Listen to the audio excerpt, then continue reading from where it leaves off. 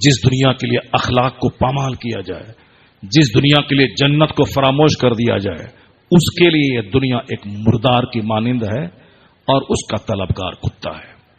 मरा हुआ जानवर आदमी नहीं खाता है, कुत्ता खाता है। और यह हदीस पाक में आया है कि दुनिया मिस्ले मुर्दार के है और उसके तलबगार कुत्ते हैं।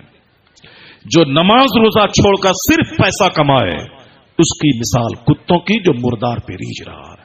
इसलिए जो लोग अपनी बेटी को इंजीनियर और डॉक्टर बनवाने के नशे में, उन डॉक्टर तो बनती है 50 लाख करोड़ में 5 बेटी, और इज्जत तो लूटती है 95% सबकी, कोटा में रखनी है, हॉस्टल में रह रही है, और हॉस्टल से आ रही है रास्ते भर इलाके का छोकरा जो वहां बॉयज हॉस्टल में रहता है उनके साथ, हाँ हमारी रुमाना को लेते आना, और रास्ते भर क्या तमाशा होता है वो हम लोग सफर में देखते हैं।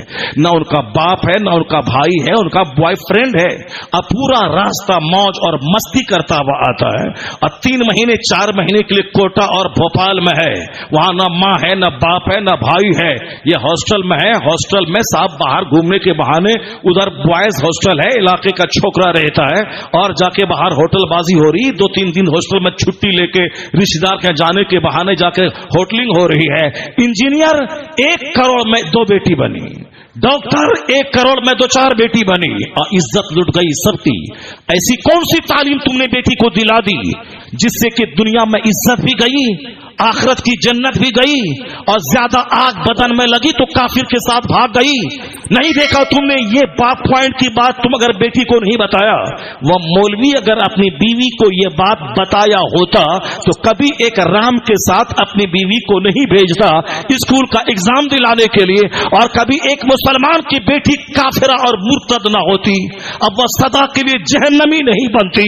यहां इस्लाम ने जब कहा है देवर से पर्दा फर्ज है, देवर जो हमारा अपना खास छोटा भाई है, वो हमारी बीवी का उससे पर्दा फर्ज है, जिससे भी निकाह हो सकता है पर्दा फर्ज है, चचेरे भाई से पर्दा फर्ज है, ममेरे भाई से पर्दा फर्ज है। तो एक गैर आदमी से उसके साथ में एग्जाम दिलाने के लिए भेज देने का क्या मतलब हुआ? पहले खुद बदतमीजी करनी है, और जब खेल बिगड़ जाए तो इसको मजहब इस्लाम पे फोड़ देना है। उसके जिम्मेदार खुद तुम हो। तस्बीह के दाने तोड़ने में खुद उसी का हाथ है जो आज ये कहते कि दाने बिखर गए। मुस्तफा के कानून को तोड़ने वाला कभी वो चैन से नहीं रहेगा। जहन्नम तो वहां, जहन्नम की आग वहां मिलेगी, यहां उसकी जिंदगी का आराम कड़वा हो जाएगा, जिंदगी की लज्जतों से महरूम रहेगा।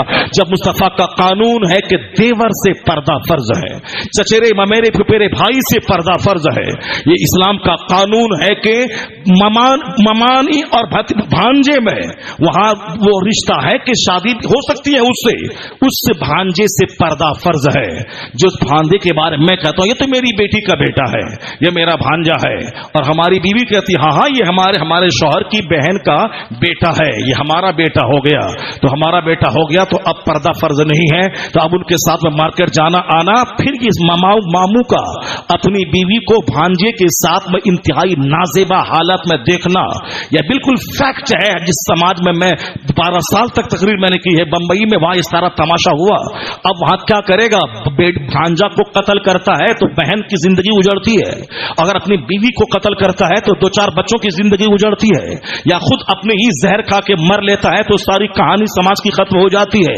तो अब यह घोंट पी के रह गया देखने के बावजूद कि मेरी बीवी के साथ मेरे भांजे ने ये किया, मगर अब वो